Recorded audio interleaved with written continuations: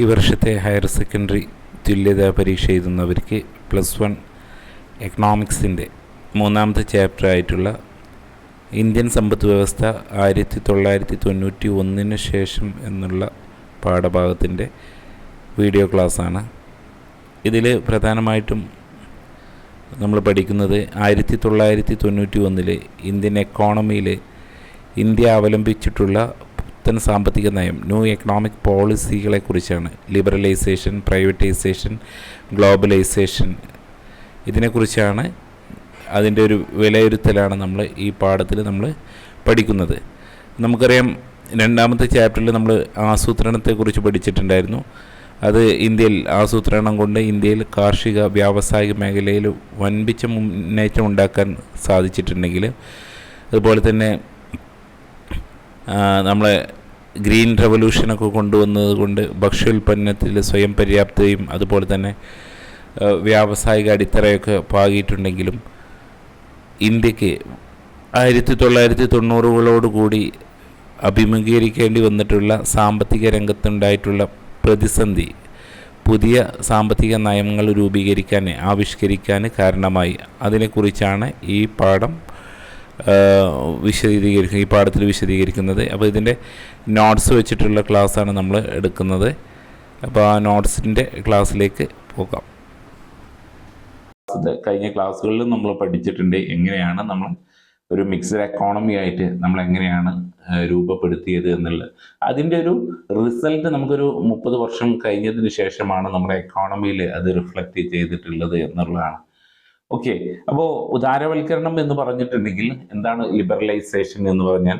സമ്പത്ത് വളർച്ചയ്ക്ക് ഉള്ള നിയന്ത്രണങ്ങൾ, സമ്പത്ത് വളർച്ചയ്ക്ക് നിയന്ത്രണങ്ങളൊക്കെ ഒഴിവാക്കുക. സാമ്പത്തിക രംഗം വളരണം, അതിന് ഉണ്ടാക്കിയിട്ടുള്ള, അതായത് സമ്പത്ത് മേഖലയിൽ ഉണ്ടാക്കിയിട്ടുള്ള നിയന്ത്രണങ്ങളെല്ലാം ഒഴിവാക്കുക എന്നുള്ളതാണ്. അപ്പോൾ സമ്പത്ത് വ്യവസ്ഥയെ മോചിപ്പിക്കുക എന്നാണ് ഉദാരവൽക്കരണം എന്നതുകൊണ്ട് ഉദ്ദേശിക്കുന്നത് എന്നുള്ളത്. അപ്പോൾ 5 മേഖലയിലാണ് ഉദാരവൽക്കരണം നടത്തിയിട്ടുള്ളത്. പ്രധാനമായിട്ടും ഒന്ന് വ്യവസായ മേഖലയിലെ പരിഷ്കാരങ്ങൾ, ധനകാര്യ മേഖലയിലെ പരിഷ്കാരങ്ങൾ, അതുപോലെ തന്നെ നികുതി പരിഷ്കാരങ്ങൾ, വിദേശ നാണയ പരിഷ്കാരങ്ങൾ, അതുപോലെ തന്നെ ബാങ്കിങ് മേഖലയിലുള്ള പരിഷ്കാരങ്ങൾ. ഇങ്ങനെ 5 മേഖലകളിലായിട്ടാണ് ഇത് എന്ത് ചെയ്തിട്ടുള്ളത്. ഇങ്ങനെ 5 മേഖലയിലായിട്ടാണ് ഇത്തരത്തിലുള്ള പരിഷ്കാരം, ഉദാരവൽക്കരണം നടപ്പിലാക്കിയത്. അപ്പോൾ ഏതൊക്കെയാണ് അത് എന്നുള്ളത് നോക്കാം. എന്തൊക്കെയാണ് അതിലെ പ്രധാനമായിട്ടുള്ള പരിഷ്കാരങ്ങൾ, വ്യവസായ മേഖലയിൽ നടത്തിയിട്ടുള്ള പരിഷ്കാരങ്ങൾ എന്തെല്ലാം എന്നുള്ള. വ്യവസായ മേഖലയിൽ നോക്കുകയാണെങ്കിൽ ലൈസൻസിങ്, എന്ത് വ്യവസായങ്ങൾ തുടങ്ങുകയാണെങ്കിലും ലൈസൻസിങ് നിർബന്ധമായിരുന്നു 1950 to 1990 വരെ ഉള്ളത്. അപ്പോൾ ഈ ലൈസൻസിങ് രാജ്യം നിർത്തലാക്കി. അതുപോലെ തന്നെ ചില മേഖലകൾ സംവരണം ഉണ്ടായിരുന്നു. സംവരണം എന്ന് പറഞ്ഞാൽ പൊതുമേഖലക്ക് മാത്രമായിട്ട് സംവരണം ഉണ്ടായിരുന്നു. അത്തരത്തിലുള്ള കാര്യങ്ങളെല്ലാം ഒഴിവാക്കി. അതൊക്കെ സ്വകാര്യ മേഖലക്കും കൂടി കൊടുത്തു എന്നുള്ളതാണ്. ചെറുകിട മേഖലകൾക്കുള്ള സംവരണം ഇല്ലാതാക്കി. 1950കളിൽ നമ്മൾ ഉണ്ടായിരുന്ന സ്ട്രാറ്റജി എന്ന് പറഞ്ഞാൽ വൻകിട വ്യവസായങ്ങളൊക്കെ തുടങ്ങാനുള്ള ശേഷി, അതിനുള്ള കാര്യപ്രാപ്തി ഇന്ത്യൻ സമ്പത്ത് വ്യവസ്ഥയ്ക്ക് ഇല്ലാത്തത് കൊണ്ട് തന്നെ ചെറുകിട മേഖലകളെ പ്രോത്സാഹിപ്പിക്കുന്നതിന് വേണ്ടിയിട്ട് ചെറുകിട മേഖലയ്ക്ക് സംവരണങ്ങളൊക്കെ ഉണ്ടായിരുന്നു. ആ സംവരണങ്ങളൊക്കെ 1990 പുതിയ സാമ്പത്തിക നയം പ്രകാരം അതൊക്കെ എന്ത് ചെയ്തിട്ടുണ്ട്, ഒഴിവാക്കിയിട്ടുണ്ട് എന്നാണ്. സ്വകാര്യ കുത്തക നിയമത്തിനും വിദേശ നാണയ നിയമത്തിനും എന്ത് ചെയ്തു, ഭേദഗതിയൊക്കെ വരുത്തി. ഇതാണ് 1990കളിലെ വ്യവസായ മേഖലയിൽ നടപ്പിലാക്കിയ ഉദാരവൽക്കരണ നടപടി എന്നുള്ളത്. ധനകാര്യ മേഖല, പ്രത്യേകിച്ച് ബാങ്കിങ് മേഖലയിൽ നടത്തിയിട്ടുള്ള പരിഷ്കാരങ്ങൾ എന്തെല്ലാം എന്ന് നോക്കാം. Bank branch licensing ഉദാരമാക്കി. 1969 നമുക്ക് പഠിച്ചിട്ടുണ്ട്, കഴിഞ്ഞ ക്ലാസ്സിൽ പഠിച്ചിട്ടുണ്ട്. ഇന്ദിരാഗാന്ധിയുടെ കാലഘട്ടത്തിൽ ധാരാളം പ്രൈവറ്റ് ബാങ്കുകളെ നാഷണലൈസ് ചെയ്തു. അതായത് ഇന്ത്യയിലെ ഗ്രാമീണ മേഖലയിൽ ബ്രാഞ്ചും മറ്റും തുടങ്ങുന്നതിന് വേണ്ടിയിട്ട് സ്വകാര്യ മേഖലയ്ക്ക് താല്പര്യമില്ല. അതുകൊണ്ട് തന്നെ ബാങ്കിങ് മേഖലയെ ജനങ്ങൾക്ക് ആക്സസിബിൾ ആക്കുന്നതിന് വേണ്ടിയിട്ട് അത് പൊതുമേഖലയ്ക്ക് വിട്ടുകൊടുക്കുന്ന സമീപനമായിരുന്നു ഇന്ദിരാഗാന്ധി കൊണ്ടുവന്നിട്ടുള്ളത്. അത് ബാങ്കിങ് മേഖലയ്ക്ക് തിരിച്ചടിയാണ് ഉണ്ടാക്കിയിട്ടുള്ളത്. അപ്പോൾ അത്തരത്തിലുള്ള ബാങ്ക് ബ്രാഞ്ച് ലൈസൻസിങ് ഉദാരമാക്കി, അതുപോലെ തന്നെ സ്വകാര്യ ബാങ്കുകൾക്കും വിദേശ ബാങ്കുകൾക്കും അനുമതി നൽകി എന്നുള്ളതാണ്.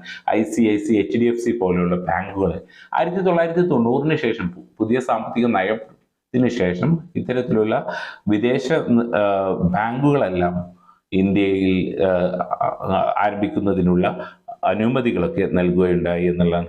ദെൻ നിക്ഷേപ നിരക്കിന്റെയും വായ്പാ നിരക്കിന്റെയും നിയന്ത്രണങ്ങളെ നീക്കി, ബാങ്കുകൾക്കുണ്ടായിരുന്ന നിക്ഷേപ നിരക്കിന്റെയും അതുപോലെ തന്നെ വായ്പാ നിരക്കിന്റെയും ഒക്കെ ഉള്ള നിയന്ത്രണങ്ങളൊക്കെ നിർത്തലാക്കി എന്നുള്ളതാണ്. ദെൻ അടുത്തതായിട്ട് ഉദാരവൽക്കരണം നടപ്പിലാക്കിയത് നികുതി മേഖലയിലാണ്. നികുതി മേഖലയിൽ എന്തൊക്കെയാണ് നടപ്പിലാക്കിയത് എന്ന് നോക്കുകയാണെങ്കിൽ, വ്യക്തിഗത ആദായ നികുതി, ഇൻകം ടാക്സ്, അതിൻ്റെ ശതമാനം കുറച്ചു. അതുപോലെ തന്നെ കമ്പനി നികുതി കുറച്ചു, കസ്റ്റം ഡ്യൂട്ടി കുറച്ചു, എക്സൈസ് ഡ്യൂട്ടി കുറച്ചു. അപ്പോൾ കൂടുതൽ വ്യവസായങ്ങളും അതുപോലെ തന്നെ ജനങ്ങളെ സ്വത്ത് സമ്പാദിക്കാനുള്ള അവരുടെ ത്വരയും കൂട്ടാൻ വേണ്ടിയിട്ട് ഇത്തരത്തിലുള്ള ഒരു സമീപനമാണ് നികുതി പരിഷ്കാരം വഴി ഉണ്ടാക്കിയിട്ടുള്ളത്. ദെൻ നാലാമത് വിദേശ നാണയ പരിഷ്കാരം. 1990 വരെ ഉണ്ടായിരുന്നത് നമ്മളായിരുന്നു നമ്മുടെ കറൻസിയുടെ മൂല്യം ഉണ്ടാക്കിയത്. അതൊരു റിജിഡ് ആയിട്ടുള്ള ഒരു രീതിയായിരുന്നു. അതിൽ നിന്ന് ഫ്ലെക്സിഡ് ലിക്വിഡിറ്റിയിലേക്ക് മാറ്റി വിദേശ നാണയ പരിഷ്കാരങ്ങൾ വന്നിട്ടുണ്ടായത്, നാണയത്തിലേക്ക് മാറ്റിയിട്ടുള്ളത്. 1991 സുസ്ഥിര വികസന നടപടി എന്ന രീതിയിൽ രൂപയുടെ മൂല്യം കുറയ്ക്കുകയുണ്ടായി. ഇന്ത്യയിൽ നിന്ന് മൂലധനം വിദേശങ്ങളിലേക്ക് ഒഴിപ്പോകുന്നത് തടയുന്നതും വിദേശത്തു നിന്നുള്ള മൂലധന പ്രവാഹം ഇന്ത്യയിലേക്ക് എത്തുന്നതിനും വേണ്ടിയിട്ട്, അതായത് ഇന്ത്യയുടെ രൂപയുടെ മൂല്യം കുറച്ചു. അപ്പോൾ അതുകൊണ്ട് തന്നെ വിദേശത്തേക്ക് രൂപയുടെ മൂല്യം പോകുന്നില്ല. അതേസമയത്ത് ഇന്ത്യയിലെ സാധനങ്ങൾക്കും സേവനങ്ങൾക്കും വില കുറവായതുകൊണ്ടും വിദേശത്തു നിന്നുള്ള കമ്പനികളെല്ലാവരും ഇന്ത്യയിൽ മൂലധന നിക്ഷേപം നടത്തുന്നതിന് അവർക്ക് എന്തുണ്ടാവും, താല്പര്യമുണ്ടാവും. അതുകൊണ്ട് തന്നെ അതിനെ പ്രോത്സാഹിപ്പിക്കുന്നതിന് വേണ്ടിയിട്ടാണ് 1990 ഇന്ത്യയിൽ ഇന്ത്യ $1, അന്ന് $1 = $1 വരെ ഉണ്ടാകുന്ന സമയം 1980s 1980. അതിൽ നിന്ന് ഇന്ത്യൻ രൂപയുടെ മൂല്യം എന്ത് ചെയ്യുന്നുണ്ട്, കുറക്കുന്നുണ്ട്. ദെൻ വ്യവസായ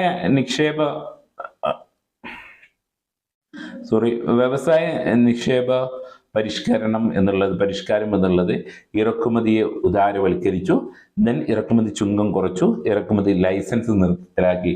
അപ്പോൾ നമ്മുടെ സ്വദേശി ബിസിനസ്സുകൾ, നമ്മുടെ സ്വന്തം ഇൻഡിജിനിയസ് ആയിട്ടുള്ള ഡൊമസ്റ്റിക് ആയിട്ടുള്ള ബിസിനസ്സിനെ പ്രോത്സാഹിപ്പിക്കുന്നതിന് വേണ്ടിയിട്ട് ഇമ്പോർട്ട് ഡ്യൂട്ടീസും എക്സ്പോർട്ട് ഡ്യൂട്ടീസും അതുപോലെ തന്നെ കോട്ട സംവിധാനങ്ങളൊക്കെ ഉണ്ടാക്കി എന്നുള്ളത് രണ്ടാമത്തെ പാഠത്തിൽ പഠിച്ചാണ്. അത്തരത്തിലുള്ള എല്ലാവിധ നിയന്ത്രണങ്ങളും വിദേശ വ്യവസായ നിക്ഷേപ പരിഷ്കാരം നടത്തുന്നതിന് വേണ്ടിയിട്ട് ഇത്തരത്തിലുള്ള ഇറക്കുമതിയെ ഉദാരവൽക്കരിച്ചു. അതിൻ്റെ മേലുള്ള ടാക്സുകൾ ഒഴിവാക്കി, കോട്ടകൾ ഒഴിവാക്കി, അതുപോലെ തന്നെ ഇറക്കുമതി ചുങ്കം ഒഴിവാക്കി, അതുപോലെ തന്നെ ഇറക്കുമതി ലൈസൻസിങ്, അതായത് വിദേശ വസ്തുക്കൾ ഇറക്കുമതി ചെയ്ത് വിൽപ്പന നടത്തുന്നതിനുള്ള സംവിധാനം ഉണ്ടാക്കി എന്നുള്ളതാണ്.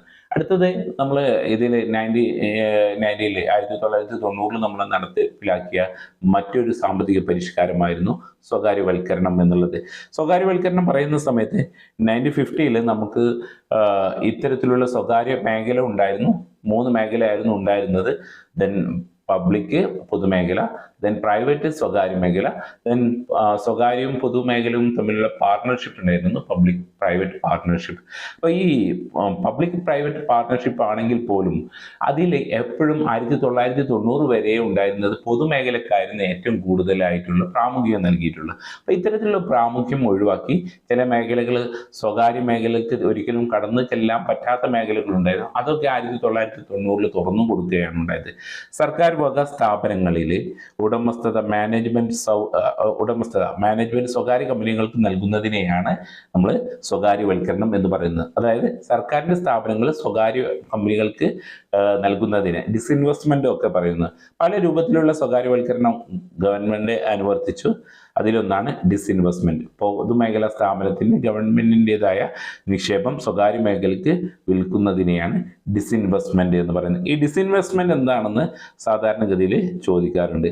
ദെൻ നിങ്ങളെല്ലാവരും കേട്ടിട്ടുള്ള ഒരു ടേമാണ് ഗ്ലോബലൈസേഷൻ എന്നുള്ളത്. ലോകം ഒരു ഗ്ലോബായിട്ട് അല്ലെങ്കിൽ ലോകം ഒരു വില്ലേജ് ആയിട്ട് ചുരുങ്ങുന്നതിനെയാണ് ആഗോളവൽക്കരണം.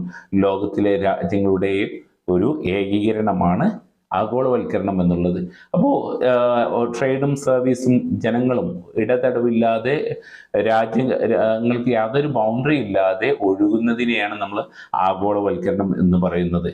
അപ്പോൾ ആഗോളവൽക്കരണത്തിന് ഗുണങ്ങൾ എന്താ, ദോഷങ്ങൾ എന്താ, ഇത്തരത്തിലുള്ള ചോദ്യങ്ങളൊക്കെ വരും. ആഗോളവൽക്കരണത്തിന് ഗുണങ്ങൾ എന്ന് പറഞ്ഞാൽ നമുക്ക് അതിൻ്റെ സർവീസും അതുപോലെ തന്നെ മറ്റൊക്കെ എല്ലായിടത്തും ലഭ്യമായി എന്നുള്ളതാണ്.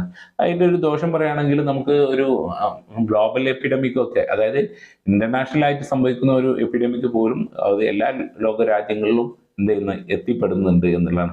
അതുപോലെ തന്നെ വികസ്വര രാജ്യങ്ങളും അവികസിത രാജ്യങ്ങളും ഗ്ലോബലൈസേഷൻ നന്നായിട്ട് സ്ട്രഗിൾ ചെയ്യുന്നുണ്ട്. ഇതൊക്കെയാണ് ഗ്ലോബലൈസേഷന്റെ ദോഷങ്ങളായിട്ട് പറയുന്നത്. ദെൻ ഇനി ഇതിൽ നോക്കാനുള്ളത് ഔട്ട്സോഴ്സിംഗ് ആണ്. ഇതിൽ ഏറ്റവും ഇമ്പോർട്ടൻ്റ് ആയിട്ടുള്ള ഒരു സബ് ടോപ്പിക്കാണ് ഔട്ട്സോഴ്സിംഗ്, പുറം കരാർ എന്നത്. പുറം ജോലി കരാർ അല്ലെങ്കിൽ പുറം കരാർ ഔട്ട്സോഴ്സിംഗ് എന്ന് പറഞ്ഞിട്ടുണ്ടെങ്കിൽ ഏറ്റവും കൂടുതൽ കുറഞ്ഞ വേതനത്തിന് ജോലി ചെയ്യുന്ന മനുഷ്യ മൂലധനം ലഭിക്കുന്നവരിലേക്ക് ലോകത്തിലെ വികസിത രാജ്യങ്ങൾ എത്തിപ്പെടുന്നതാണ് ഔട്ട്സോഴ്സിംഗ് എന്ന് പറയുന്നത്. ഉദാഹരണത്തിന് അമേരിക്കയിൽ ഒരു ജോലി ചെയ്യുന്നതിന് ഒരു $1000 കൊടുക്കാൻ വേണ്ടി വരുന്ന ഒരു ജോലി ഇന്ത്യയിൽ നിന്ന് ആ ജോലിക്ക് ആളെ അവിടേക്ക് എത്താതെ വർക്ക് അറ്റ് ഹോമിൽ നിന്ന് ചെയ്താൽ $500 ആൾ തയ്യാറാണെങ്കിൽ അതേ ജോലി അവർക്ക് ചെയ്ത് കിട്ടുന്നുണ്ടെങ്കിൽ അവരെ സംബന്ധിച്ചിടത്തോളം ലാഭം ഇന്ത്യയിലുള്ള ഒരാൾക്ക് ആ ജോലി കൊടുത്ത് $500 കൊടുക്കുകയാണ്. അപ്പോൾ ആഗോളവൽക്കരണ പ്രക്രിയയുടെ ഒരു അനന്തര ഫലമായിരുന്നു ഔട്ട്സോഴ്സിംഗ്. വികസിത രാജ്യങ്ങൾ അവർക്ക് ആവശ്യമായിട്ടുള്ള പലതരം സേവനങ്ങൾ ഇന്ത്യയെ പോലുള്ള വികസ്വര രാജ്യങ്ങളിൽ ആശ്രയിച്ചിരുന്നു. കാരണം വൈദഗ്ധ്യമേറിയിട്ടുള്ള മനുഷ്യവിഭവങ്ങൾ വലിയൊരു ശേഖരം ഇത്തരത്തിലുള്ള വികസ്വര രാജ്യങ്ങളിൽ ഉണ്ടാവും. പുറമെ അവിടെ വളരെ കുറഞ്ഞ വേതനത്തിന് ലഭിക്കുകയുണ്ടായി എന്നുള്ളതാണ്. ഇതാണ് ഔട്ട്സോഴ്സിംഗ് ഉള്ളത്.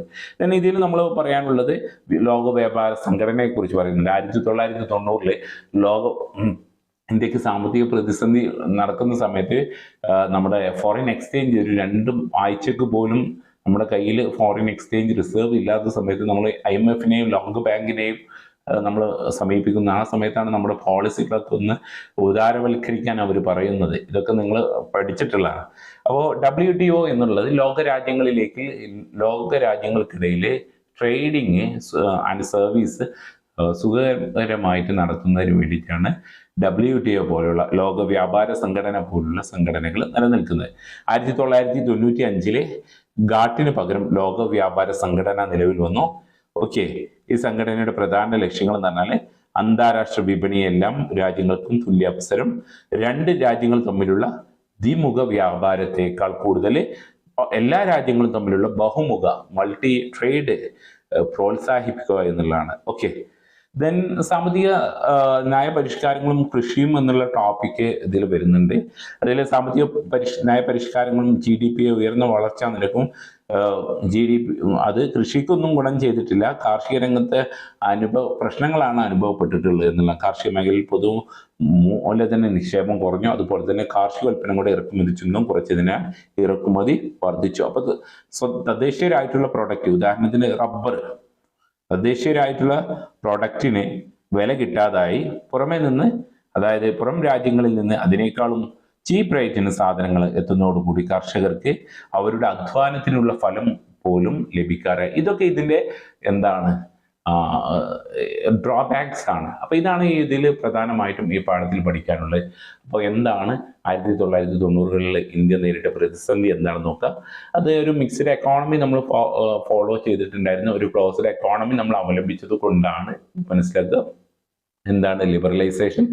പ്രധാനമായിട്ടും ലിബറലൈസേഷൻ ആണ് ഈ പാഠത്തിൽ പറയുന്നത്. 5 മേഖലയിലാണ് നടപ്പിലാക്കിയത്. Privatisation, globalisation, then outsourcing, WTO. ഇതൊക്കെയാണ് ഈ പാഠത്തിൽ പ്രധാനമായിട്ടും പഠിക്കാനുള്ളത്. എന്തെങ്കിലും സംശയം ഉണ്ടെങ്കിൽ നമ്പറിൽ വാട്സപ്പ് ചെയ്യുക. Thank you.